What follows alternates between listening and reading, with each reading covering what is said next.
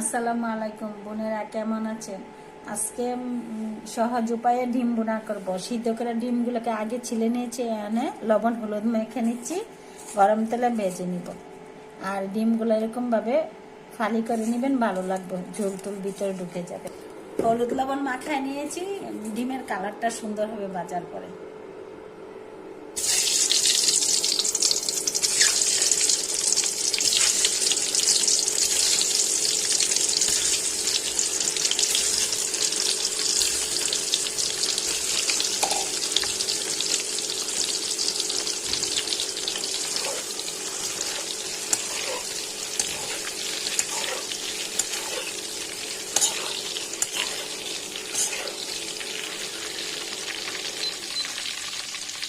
হলুদ লবণ মাখায় তেলে ভাজছি, দেখুন কি সুন্দর কালারটা হয়েছে।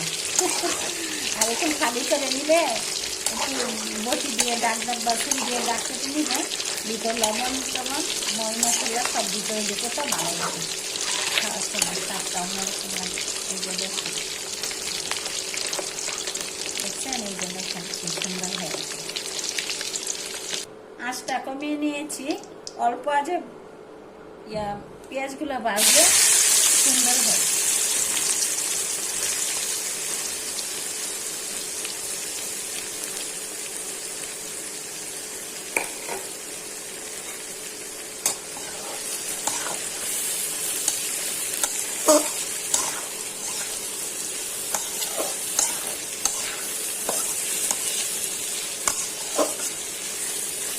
বোনেরা, পেঁয়াজগুলো ভাজা হয়ে গেছে, এখন মশলা দিয়ে দিব। দিয়ে দিচ্ছি রসুন বাটা, দিয়ে দিচ্ছি আদা বাটা,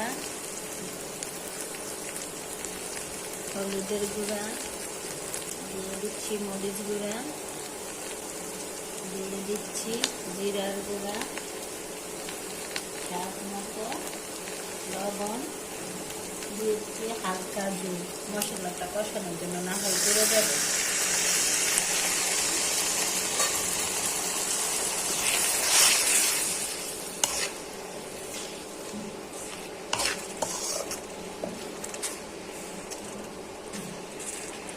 নেড়ে চেড়ে কষিয়ে নিচ্ছি।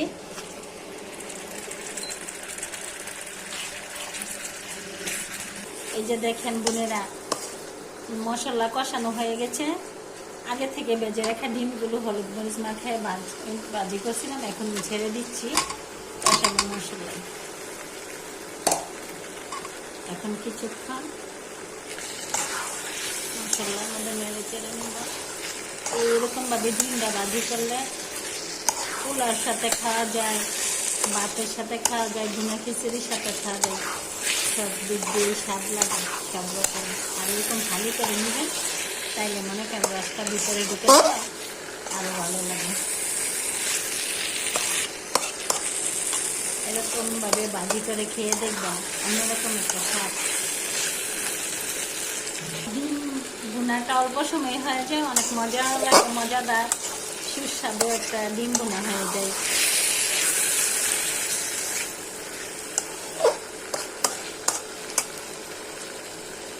এখন মনে করেন ডিম আর পেঁয়াজ কষানো হয়ে গেছে ভালো করে, এখন হালকা একটু জল দিয়ে দিচ্ছি, একটু মশলাটা মাখামাখি। সাথে দিয়ে দিচ্ছি 2 টুকরা তেজপাতা, তাহলে মাংস একটা গান করে খেতেও সব লাগে, আর গানটা মজা লাগে। এরকম ভাজি করে ভাতের সাথেও খেতে পারবেন, বোনা খিচুড়ির সাথে খেতে পারবেন, পোলাওর সাথে খেতে পারবেন, অন্যরকম একটা স্বাদ লাগে।